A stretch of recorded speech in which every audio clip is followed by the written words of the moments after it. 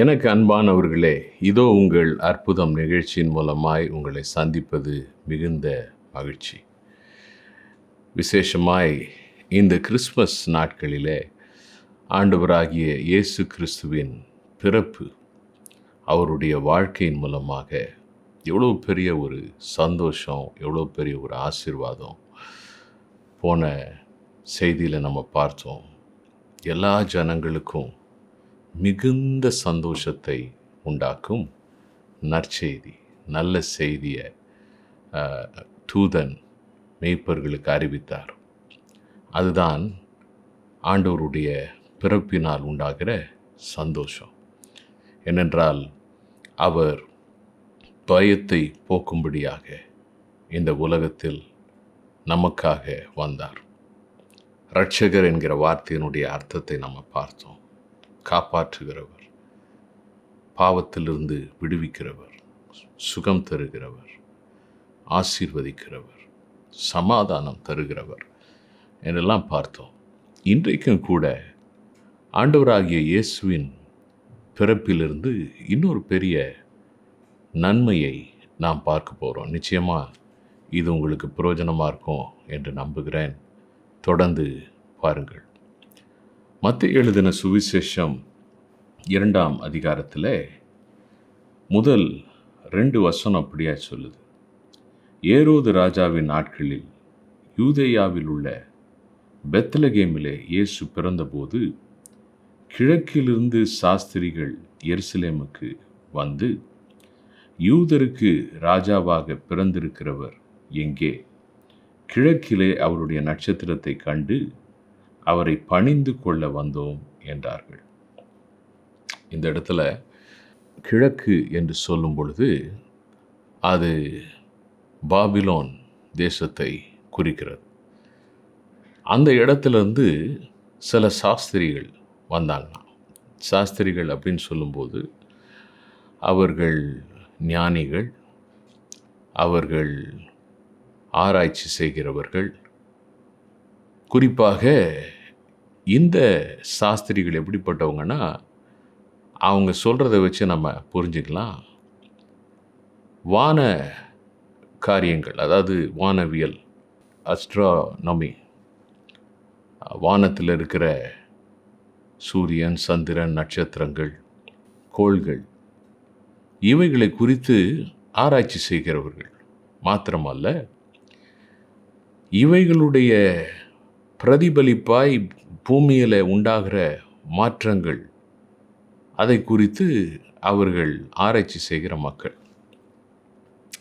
அப்போ இவங்க ரொம்ப தூரத்துலேருந்து வர்றாங்க. அந்த பாபிலோன் தேசம் என்றால் தற்கால ஈராக். அங்கிருந்து இஸ்ரேல் நாட்டுக்கு ரொம்ப தூரம் பயணம் பண்ணி வர்றாங்க. வந்து ஏரோது ராஜாவாக இருக்கிறார். அப்போ அங்கே வந்து அவர்கள் ஒரு காரியத்தை கேட்குறாங்க.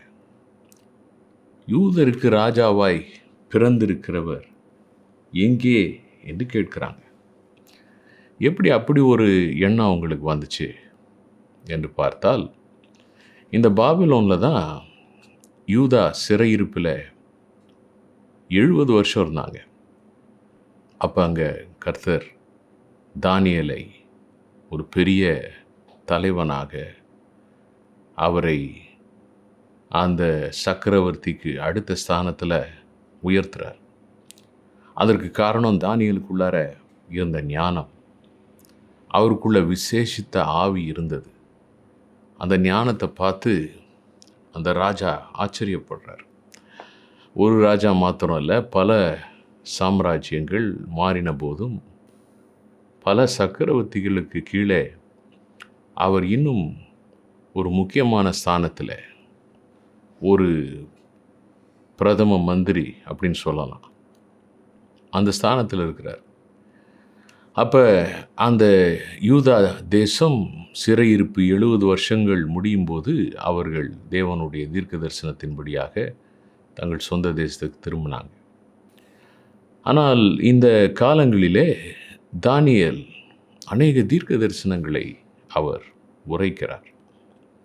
அதில் தானியேல் புஸ்தகத்தில் நாம் பார்க்க முடியும்.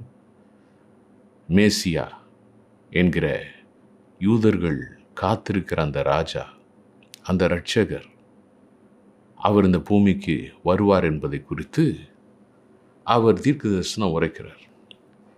அதனால் தானியேலுடைய தீர்க்க தரிசனங்களை குறித்தும் தானியேல் அநேக காரியங்களை அந்த நாட்களிலே சொல்லியிருப்பார். அவைகளை வைத்துதான் இந்த இஸ்ரவேல் தேசத்தின் மேல் இவர்களுக்கு ஒரு கவனம் இருந்தது. என்னன்னா, அந்த மேசியா வரும்போது அது இஸ்ரவேலில் வருவார், ஆனால் பூமிக்கே ஆசீர்வாதம். பூமியில் இருக்கிற எல்லா தேசங்கள், எல்லா ஜனங்களுக்கும் ஆசீர்வாதம் சொல்லும்போது அது அவர்களுடைய ஆர்வத்தை நிச்சயமாக தூண்டியிருக்க வேண்டும். அவர் எப்போ வருவார் அப்படின்னு காத்துட்ருக்குறாங்க. அந்த வான ஆராய்ச்சியில் தொடர்ந்து அவர்கள் ஈடுபட்டு கொண்டிருக்கிறார்கள். அப்படியாக ஒரு குறிப்பிட்ட நட்சத்திரத்தை அவர்கள் கவனிக்கிறார்கள்.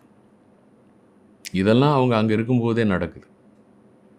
அந்த நட்சத்திரத்தை பார்த்த உடனே அவர்கள் தானியேலுடைய தீர்க்க தரிசனத்தையும் அவர் சொன்ன விஷயங்களையும், இந்த மேசியா வருவார், அதற்குரிய அடையாளங்கள் இருக்கும் என்பதையெல்லாம் அவர்கள் தொடர்பு படுத்தி, அப்போ இந்த நட்சத்திரம் வந்திருக்குதுன்னா இதற்கு காரணம் மேசியா இந்த பூமியில் வந்துட்டார், அந்த ராஜாக்களுக்கெல்லாம் ராஜா, அழிவில்லாத ஒரு ராஜ்யத்தை ஸ்தாபிப்பார் தேவன் என்று சொல்லி தானியேல் எழுதி வச்சிருக்கிறார் பாருங்க.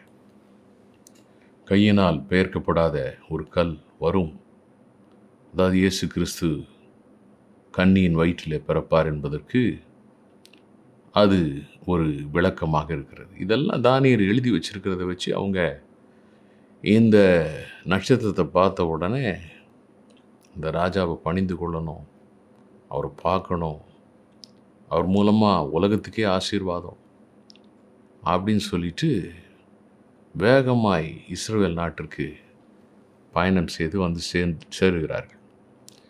அவங்க என்ன நினச்சிட்டு வர்றாங்க எல்லாருக்குமே தெரியும். ஏன்னா இவர் உலகத்துக்கே ராஜாவை வரப்போகிறார். அப்படி வந்திருக்கிறாருன்னா அந்த நாட்டில் இருக்கிறவங்களுக்கு தெரியாமையாக இருக்கும் என்று சொல்லி அவர்கள் வந்து கேட்கும்போது, அப்போ அந்த நேரத்தில் தான் ஏரோதுக்கு ஒரே அதிர்ச்சி ஆயிடுது. ஏனென்றால் ஏரோது இதை சற்றும் எதிர்பார்க்கவில்லை. அவன் தேவனுடைய திட்டத்தை விரும்பாத ஒரு மனிதன். தேவனுடைய திட்டம் நிறைவேறணும் அப்படின்னு அவனுக்கு விருப்பம் இல்லை. அவன் உடனடியாக அதை தன்னுடைய பதவிக்கு ஆபத்து வந்துருச்சு அப்படின்னு நினைக்கிறான். உண்மையாலுமே ஆண்டவராகிய இயேசு கிறிஸ்து இந்த பூமியில் வந்த பொழுது அவர் ஒரு அரசாங்கத்தை மனிதன் நினைக்கிற மாதிரி அரசியலில் நிறுவுவதற்கு வரவில்லை. மாறாக மனிதர்களுடைய உள்ளங்களை ஆளுகை செய்ய, மனிதர்களுடைய வாழ்க்கையை பிசாசின் பிடியிலிருந்தும் பாவத்தின் இருளிலிருந்தும் அந்தகாரத்தின் ராஜ்யத்திலிருந்து விடுதலை செஞ்சு ஒளியின் அன்பின் ராஜ்யத்துக்குள்ளே கொண்டு வருவதற்கு ஒரு மேலான நோக்கத்தோடு வந்தார். ஆனால் அதை ஏரோது புரிந்து கொள்ளவில்லை. உடனடியாக அந்த அதிகாரத்தின் நாம் பின்னாடி வாசித்து பார்க்கும்போது அவன் ஒரு சதி திட்டத்தை செய்கிறான். இவங்கள பார்த்து சொல்கிறான், இந்த சாஸ்திரிகளை பார்த்து, எத்தனை பேர் வந்தாங்கன்னு தெரியல, ஆனால் 3 விதமான பரிசுகளை அவர்கள் கொடுத்தார்கள். நீங்கள் போய் அவரை பார்த்து அவரை பணிந்து கொண்டு வந்து சொல்லுங்கள், நானும் வந்து அவரை பணிந்து கொள்ளணும்னு சொல்லிட்டு சொல்கிறான். வார்த்தையில் தான் அப்படி சொல்கிறானே ஒழிய அவருடைய மனது வித்தியாசமாக இருக்கிறது. இதுக்கு இடையிலே அவன் எங்கே ஆண்டவர் பிறப்பார் என்பதை குறித்து அவன் விசாரிக்கிறான். 4ஆம் வசனம் சொல்லுகிறது, அவன் பிரதான ஆசாரியர், ஜனத்தின் வேதபாரகர் எல்லாரையும் கூடி வர செய்து கிறிஸ்துவானவர் எங்கே பிறப்பார் என்று அவர்களிடத்தில் விசாரித்தான். 5ஆம் வசனம், அதற்கு அவர்கள், யூதேயாவில் உள்ள பெத்லகேமிலே பிறப்பார் அப்படின்னு சொல்லிட்டு அதற்குரிய வசனம் சொல்லப்பட்டிருக்கிறதை அவர்கள் எடுத்து வாசித்து காட்டுகிறார்கள். தீர்க்க தரிசனங்கள் எவ்வளோ முக்கியமானது பாருங்கள். துல்லியமாக தேவன் சொன்ன அந்த தீர்க்க தரிசனம் மீகாவிலே சொன்னது அப்படியே நிறைவேறுது. இங்கே கவனிக்க வேண்டிய விஷயம், இது இயேசு கிறிஸ்து பிறந்த அன்னைக்கு இந்த சம்பவம் நடக்கலை என்றால் பிந்தைய வசனங்களில் வாசித்து பார்த்தா அவர்கள் ஒரு வீட்டுக்கு வந்து சேர்றாங்க. ஆனால் இயேசு கிறிஸ்து பிறந்தபோது அவர் வீட்டில் பிறக்கலை, ஒரு மேஞ்சர், அதாவது இந்த ஆடுகளும் மாடுகளும் இருக்கிற ஒரு முன்னணையிலே அவைகளுக்கு உணவு கொடுக்கிற, அவைகள் அடைக்கப்படுகிற ஒரு இடத்துல ஆண்டவர் பிறந்தார். அது நமக்கு தெரியும். அதனால் அதற்கு பிறகு அங்கே பெத்லகேமில் இருந்து அவர்கள் நாசரேத்துக்கு போய்விடுகிறார்கள். இதுக்கு இடையில் 8ஆம் நாளில் விருத்த சேதனம் பண்ணப்படுகிறார். எருசலேம் ஆலயத்துக்கு போய் பலிகளை எல்லாம் செலுத்துகிறார்கள், மரியாளும் யோசேப்பும். அதுக்கப்புறம் நாசரேத்து தான் யோசேப்பு ஊர், அங்கே போயிடுறார். அப்போ பெத்லகேமில் ஆண்டவராகிய இயேசு அந்த நேரத்தில் இல்லை. ஆகையினால் இப்படி சொன்னவுடன் அந்த சாஸ்திரிகள், இவ்வளோ தூரம் வந்துட்டோமே, அடுத்தது என்ன செய்கிறதுன்னு தெரியாமல் அவர்கள் திகைத்து கொண்டிருக்கிறார்கள். அந்த நேரத்தில் தான் வசனம் சொல்லுகிறது, 9ஆம் வசனம், ராஜா சொன்னதை அவர்கள் கேட்டு போகையில், இதோ அவர்கள் கிழக்கிலே கண்ட நட்சத்திரம் பிள்ளை இருந்த ஸ்தலத்திற்கு மேல் வந்து நிற்கும் வரைக்கும் அவர்களுக்கு முன் சென்றது. அழகாக இருக்கு பாருங்க. அதாவது கிழக்குனா அவர்கள் நாட்டிலே இருந்தப்ப அந்த நட்சத்திர வானத்தை பார்த்தாங்க. அந்த நட்சத்திரம் இப்போ இவங்க அரண்மனையிலேருந்து வெளியே வந்து என்ன செய்யறதுன்னு தெரியாத நேரத்தில், ஏனென்றால் அவங்க நினச்சாங்க ராஜாவுக்கு நிச்சயமாக தெரிஞ்சிருக்கும், அரண்மனையில் தெரியாத விஷயம் கிடையாது. ஆனால் அங்கே அவர்களுக்கு உதவி செய்ய யாரும் இல்லை. அப்போ அந்த நட்சத்திரம் இவர்களுக்கு காணப்பட்டது. வசனம் சொல்லுகிறது, அவர்கள் அந்த நட்சத்திரத்தை, அது கிழக்கிலே கண்ட நட்சத்திரம்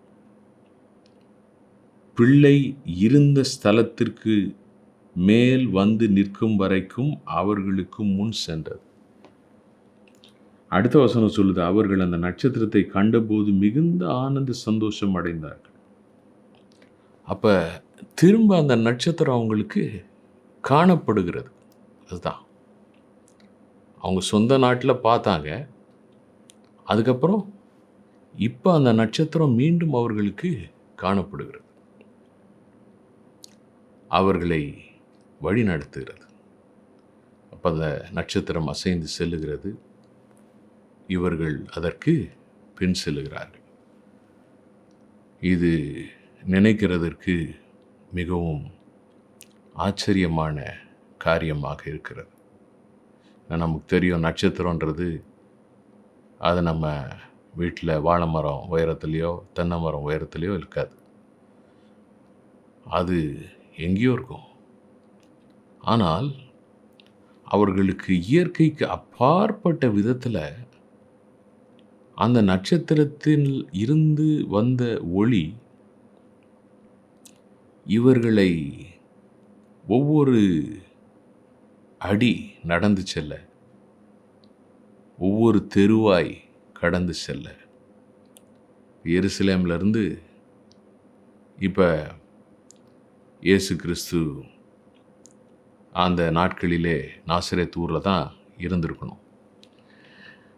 ஏன்னா கிட்டத்தட்ட அவர் பிறந்து 2 வருஷம் ஆயிருந்திருக்கணும்.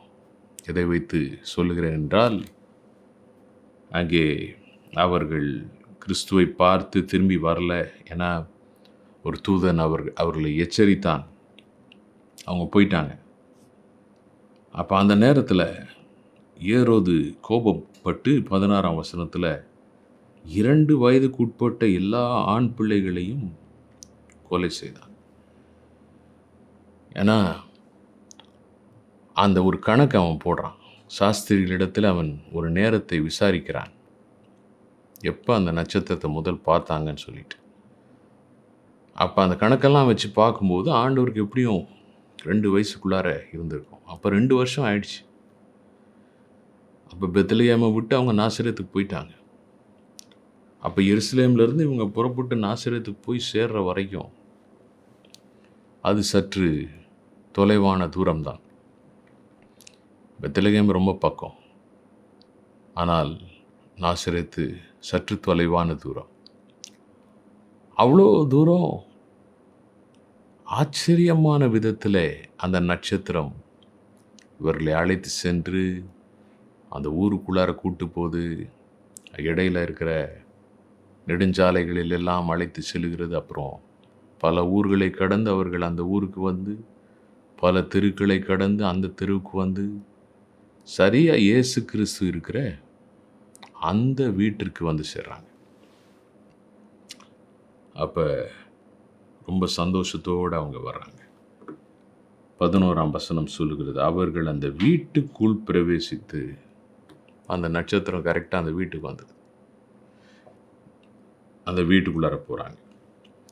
பிள்ளையையும் அதன் தாயாகிய மரியாளையும் கண்டு. இந்த நேரத்தில் அவர்கள் யோசேப்பை பார்த்ததாக சொல்லப்படவில்லை. யோசேப்பு காரணம் என்னன்னு தெரியல. ஆனால் அங்கே சாஷ்டாங்கமாய் விழுந்து அதை பணிந்து கொண்டு தங்கள் பொக்கிஷங்களை திறந்து பொன்னையும் தூப வர்க்கத்தையும் வெள்ளை போளத்தையும் அதற்கு காணிக்கையாக வைத்தார்கள்.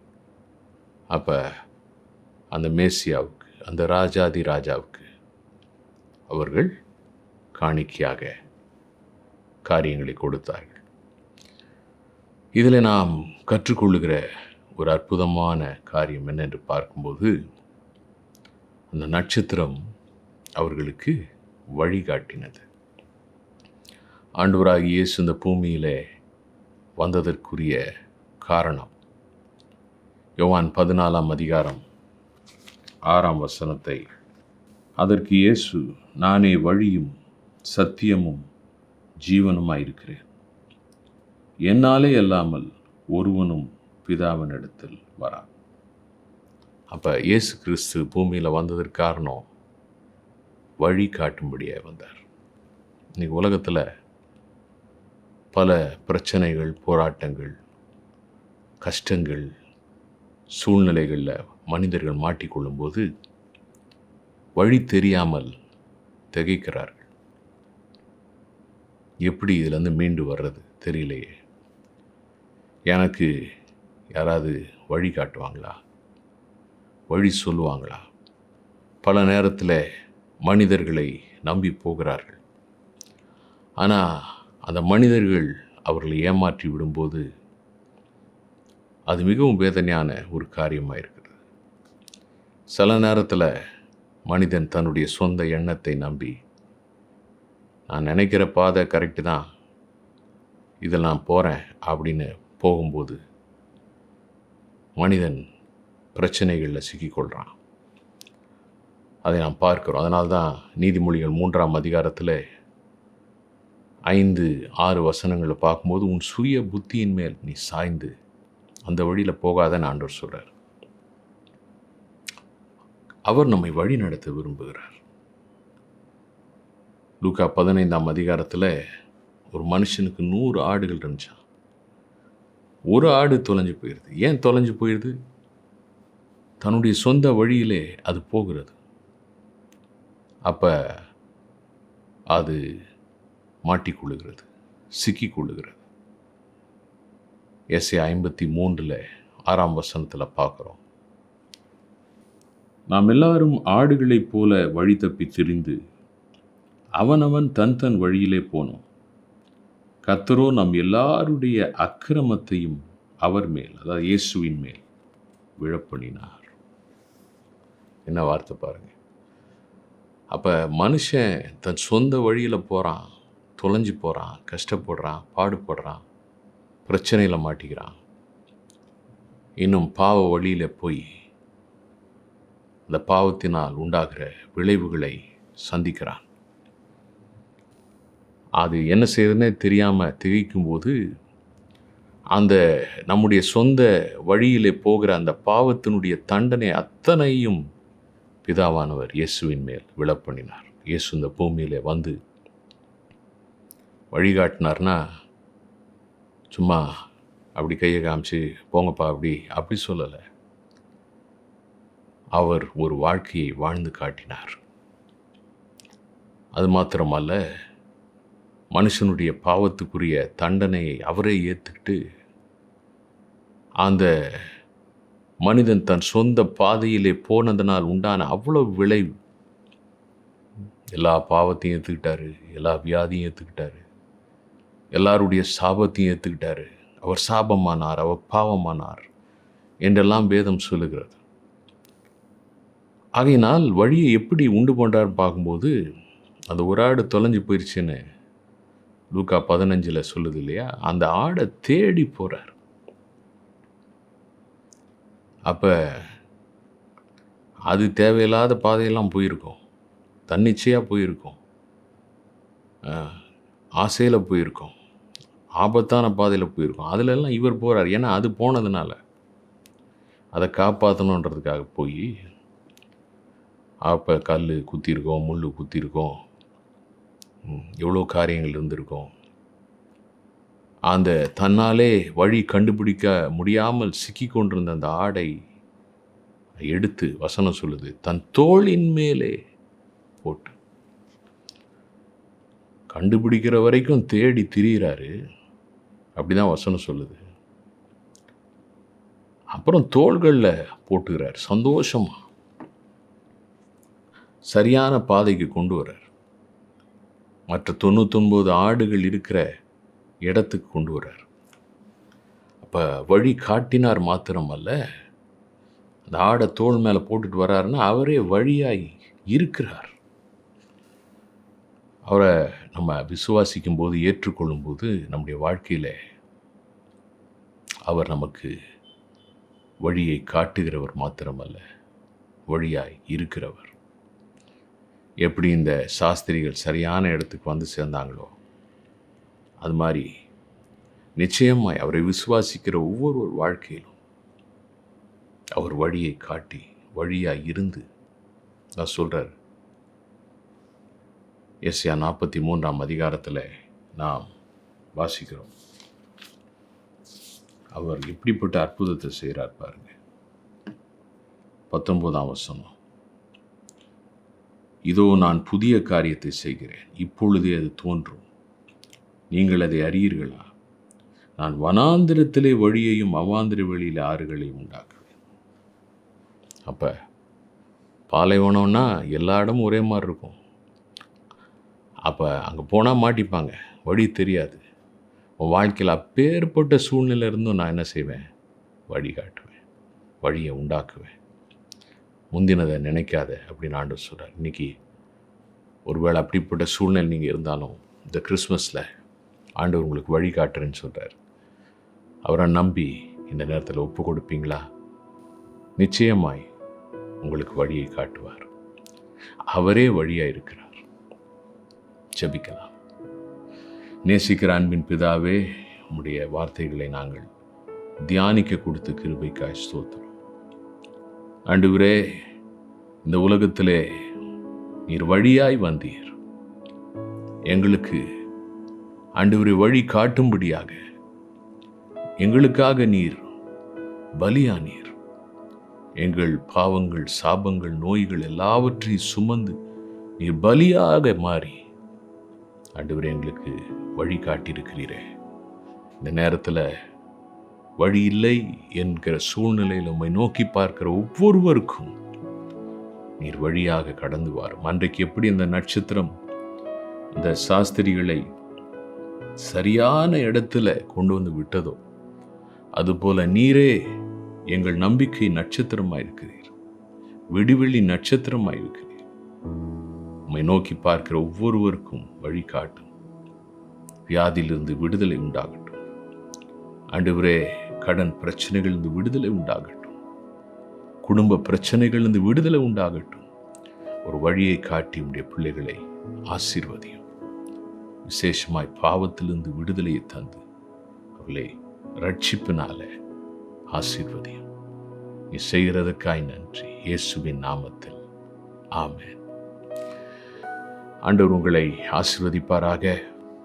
நிச்சயமாக உங்கள் வாழ்க்கையில் அவர் வழிகாட்டுவதை நீங்கள் பார்ப்பீர்கள். எப்படி அந்த ஞானிகள் நட்சத்திரத்தையே பார்த்து போனாங்களோ, நீங்கள் ஆண்டவரையே நோக்கி பாருங்க. நிச்சயமாக உங்களை வழி நடத்துவார், பாதை காட்டுவார். பாதை இல்லா இடங்களிலும் அவர் பாதை காட்டுவார். God bless you. It's Christmas!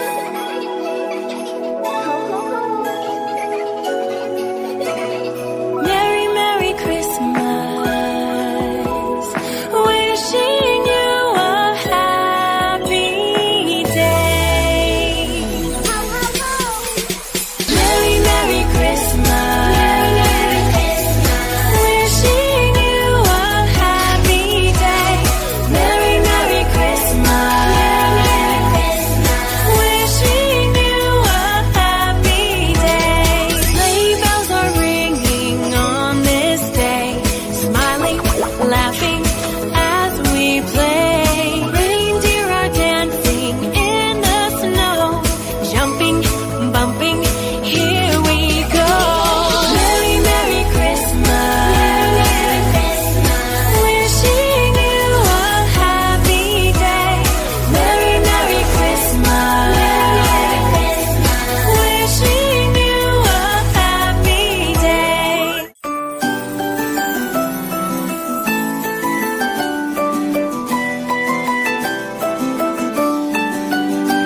We wish you a Merry Christmas. We wish you a Merry Christmas.